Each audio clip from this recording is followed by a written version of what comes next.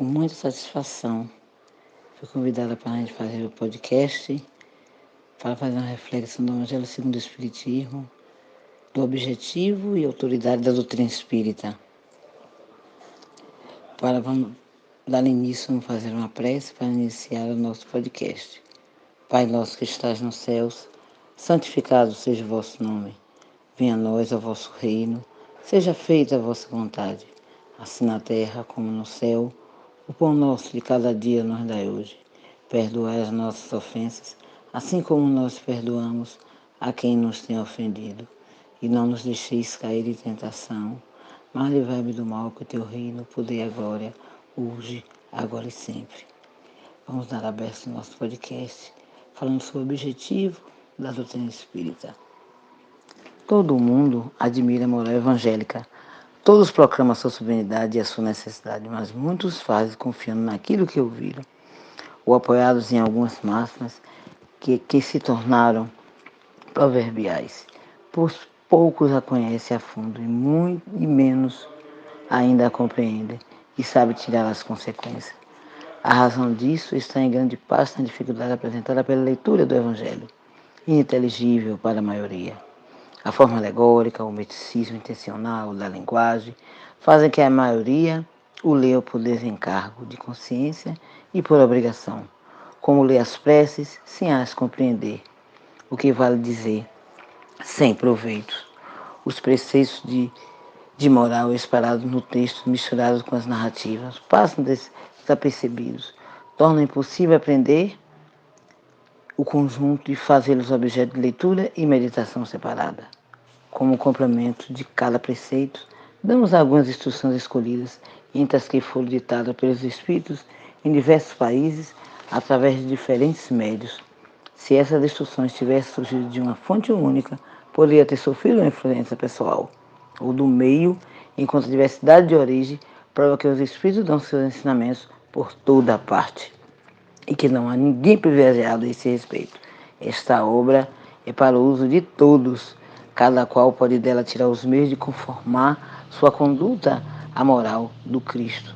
Os espíritas nela encontrarão, além disso, as aplicações que lhe concedem, mas especialmente graças às comunicações estabelecidas, de agora em diante, de maneira permanente, entre os homens e o mundo invisível, a lei evangélica ensinada a todas as nações pelos próprios Espíritos, não será mais letra morta, porque cada qual compreenderá e será incessantemente solicitada a pô-la em prática pelos conselhos de seus guias espirituais. As instruções do Espírito são verdadeiramente as vozes dos céus que vêm esclarecer os homens e convidá-los à prática do Cristo. Você vê que o Espiritismo vem realmente tirar esse véu, vem nos dar esse esclarecimento, essa boa interpretação do Evangelho. Né? Quer dizer que foram vários espíritos, vários médios, várias nações foram feitas essas pesquisas. Allan Kardec fez essas pesquisas com os espíritos, milhões de espíritos de várias nações, vários tipos de médios, não foi uma fonte só. Né? Para até a gente ter essa boa interpretação, o Espiritismo vem nos trazer. Né?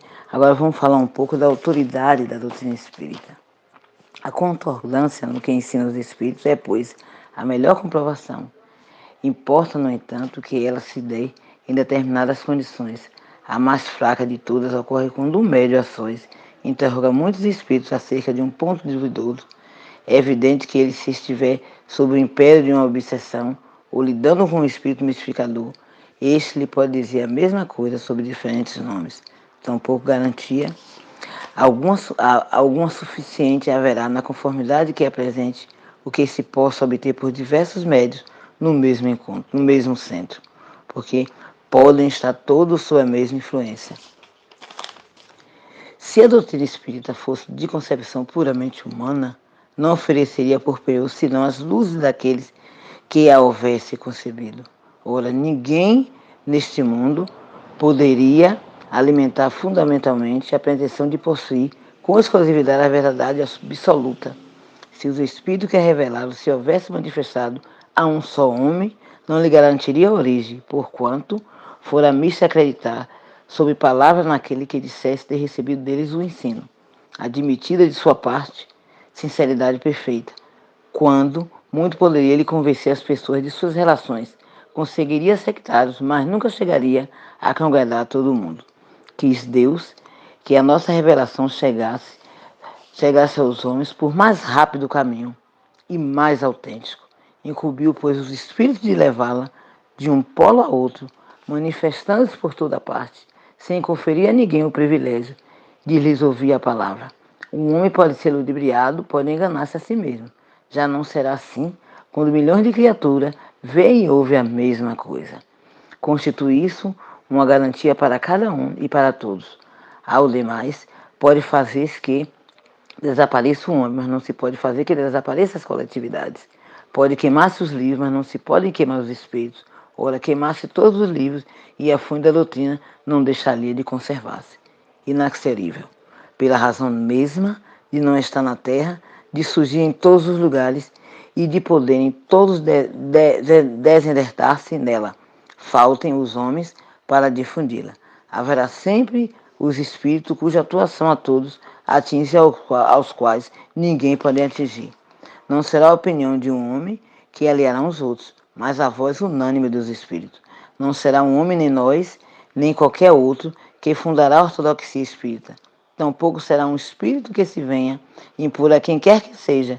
Será a universalidade dos espíritos que se comunicam em toda a terra, por ordem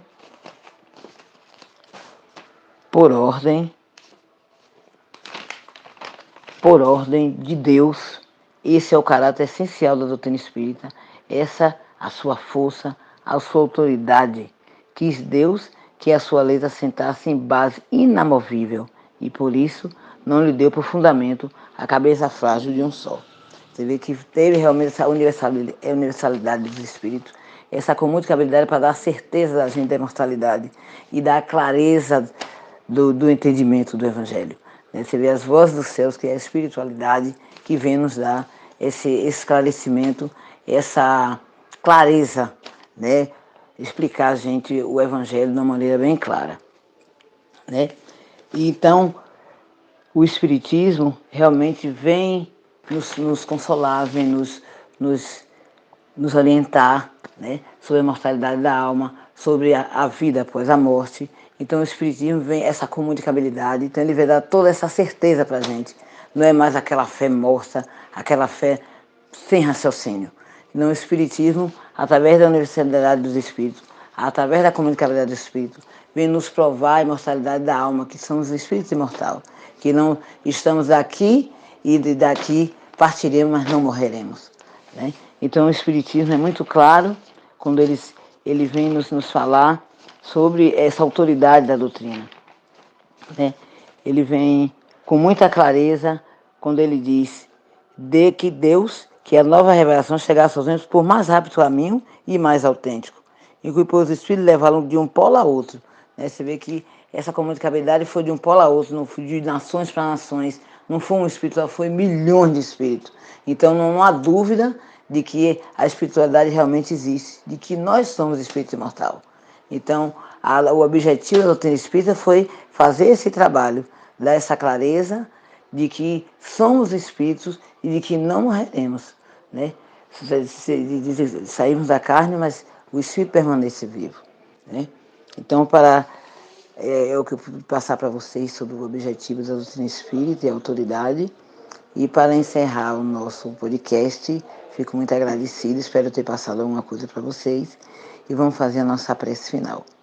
Agradecida, Mestre, de todos os momentos, de todas as horas, de todos os instantes, por essa oportunidade de estarmos nesse podcast, essa reflexão sobre o Evangelho do Cristo, sobre tirar o véu da ignorância, tirar o véu da escuridão, tirar o véu da má interpretação.